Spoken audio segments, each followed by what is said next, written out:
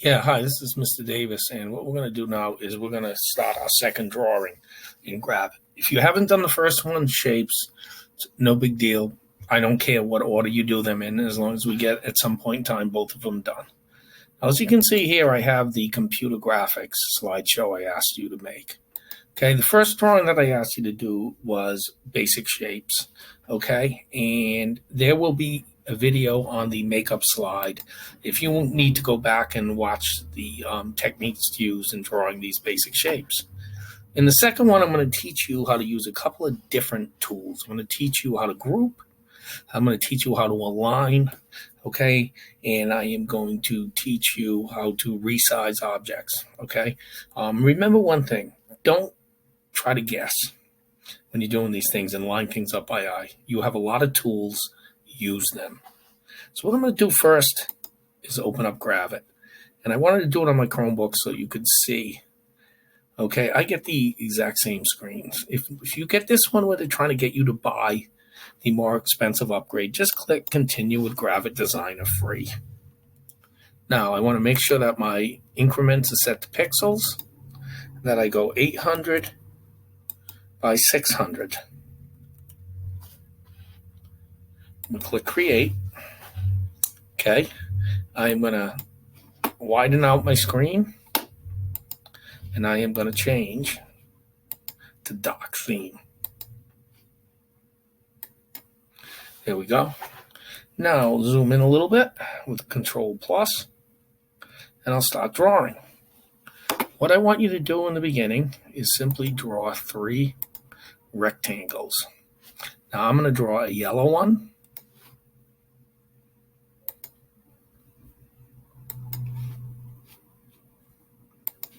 a red one,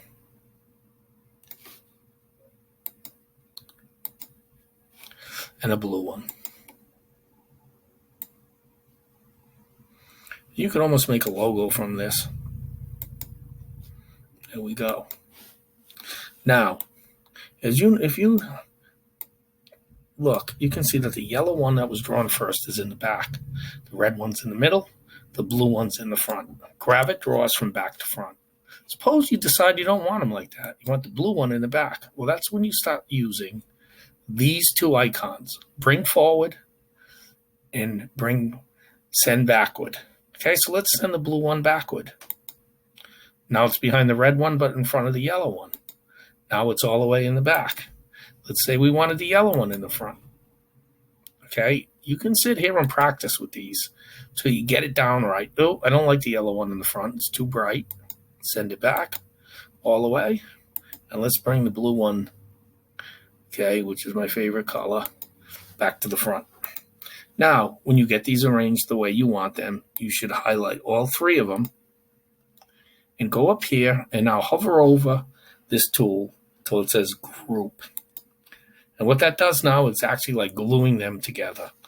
I can prove that to you. I am going to go Control C, which is copy, Control V, which is paste, and I'm going to bring that down here. So that's how you bring forward, send to back, and group. Now, if you notice, right next to group is ungroup. So if I wanted to move one of these, you can see I clicked ungroup. Now the blue one isn't attached. Feel free to sit here and try different stuff out. This is how I learned how to use this program. Now I want to teach you how to use these align tools up here in the top right-hand corner, because I've seen students spend hours after hours trying to line things up and get them perfect when they could just select the objects and use these tools. Let's go to our libraries. Let's go to shapes, because when you want to make a flower, they have a really good star called the number star 4. I'm going to drag one onto the canvas. I'm going to hold down Shift because it's a little too big. So what I'm going to do now is I'm going to make that yellow. I'm going to copy it and paste it. Here we go. Control C, Control V. Now I'm going to shrink this. I'm going to hold Shift. That's called constraining proportions, but what it means when you shrink the width, you shrink the height too. You'll see what I'm doing here. Copy, paste, Control C, Control V. Let's go red. So we're going yellow, orange, red, and let's make sure they're coming out in the right order. A good way to do that is just move it. Having a little trouble right here. There we go. I can use my arrows. I want to make sure the red's in front of the orange. Yes, it is. And let's finish off our flower with a circle. Okay, so now you can see that got dumped in a little bit. So what I'm going to do is I'm going to make sure that it's in the front.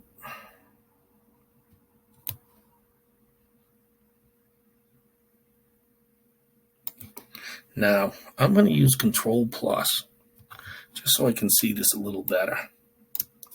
Now let's take that and make it a pink. Now, I could spend a lot of time trying to get these perfect. I probably, because I've done this a lot, could get it close. But why bother? You should just highlight your objects and come over here. Now you can see they have one that says align left. So I lined them all up on the left side. Okay. Now look at our yellow one popped into the front. So let's do this. Let's send it to the back. There we go. So what I'm going to do now, I'll highlight them all again. Let's get this guy in here. Let's go align center. And then let's go align middle. And now you can group these. Okay. And we have a flower. So let's go Control 0 to look at it. And this is adequate for your finished product. Okay. Now I want you to do one last thing. Come up here and click the text tool and just put your name.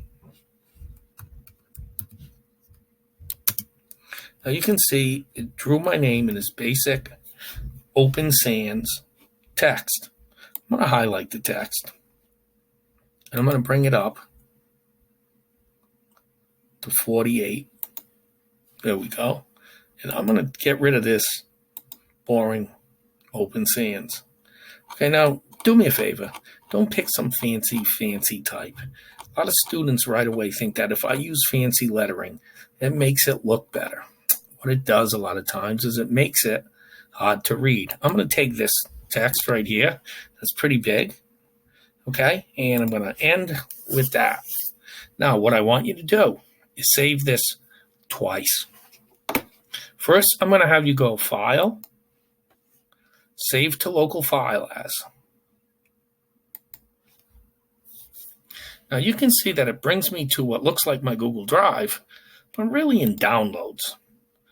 Students, if you save to Downloads and your Chromebook dies, you will lose everything that you kept in download. You need to take the time to go Google Drive and make sure you're saving it in your drive.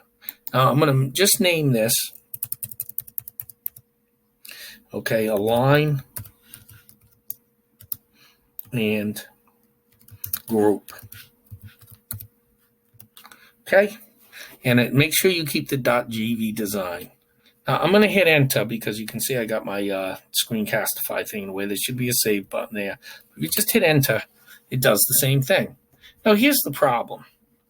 If I go to my slideshow, I will not be able to put a Gravit design file in a slideshow.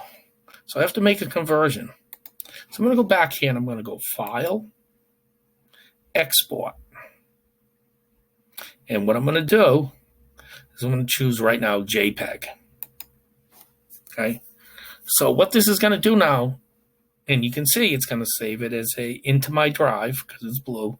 It is going to make it a picture that I can put in a slideshow. So I'm going to hit enter. Okay. And let's go back to my slideshow and let's see if this worked. So I'm going to add a slide. I'm going to call it Align.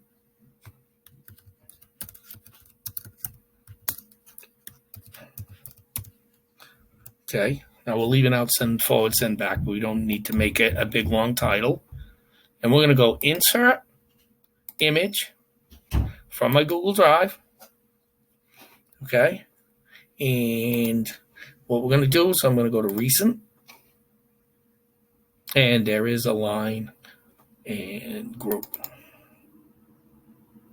And I will put that in. Just like that. Now, a nice thing to try right here.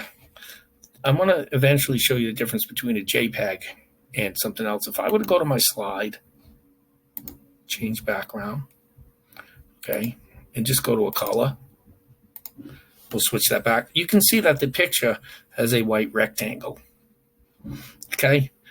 That is the disadvantage of a JPEG. In one of my next lessons, I'm going to show you how to export as a PNG, and this whole area will not be white. It will be transparent, meaning you can see through it. So that's my second lesson in Gravit. We learned a couple of key things. We learned, number one, how to send something to the front and to the back. We learned how to group and ungroup.